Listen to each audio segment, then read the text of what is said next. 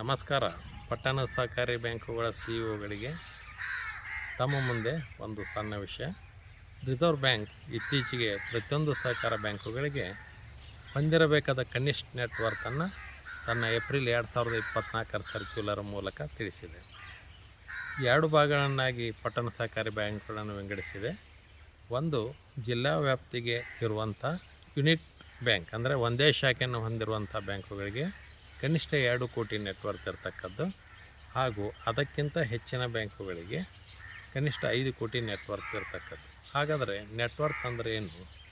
ಸರಳವಾಗಿ ಹೇಳುವುದಾದರೆ paid up share capital, regular ಸದಸ್ಯರ paid up share capital, reserve fund, ಕೇವಲ ರಿಸರ್ವ್ ಫಂಡ್, ಅದರ್ ರಿಸರ್ವ್ಸ್ಗಳಲ್ಲ, ಹಾಗೆ ಬಿಡ್ಡಿಂಗ್ ಫಂಡ್, ಅನ್ಅಪ್ರೋಪ್ರಿಯೇಟೆಡ್ ಪ್ರಾಫಿಟ್ ಡಿಸ್ಟ್ರಿಬ್ಯೂಷನ್ಗಿಂತ ಮುಂಚೆ ಆಗಿರುವಂಥ ಅನ್ಅಪ್ರೋಪ್ರಿಯೇಟೆಡ್ ಪ್ರಾಫಿಟಿನ 25% ಅನ್ನು ಒಟ್ಟುಗೂಡಿಸಿದರೆ ಆಗುವಂಥ ಮೊತ್ತವೇ ನೆಟ್ವರ್ತ್. ಅತಿ ಸರಳವಾಗಿ ಅಂದರೆ paid up share capital, reserve fund, bidding fund, unappropriated ಪ್ರಾಫಿಟ್ನಲ್ಲಿ 25% ಪ್ರಾಫಿಟನ್ನು ಒಟ್ಟುಗೂಡಿಸಿದಲ್ಲಿ ಬರುವಂಥ ಮೊತ್ತವೇ ನೆಟ್ ಪ್ರಾಫಿಟ್.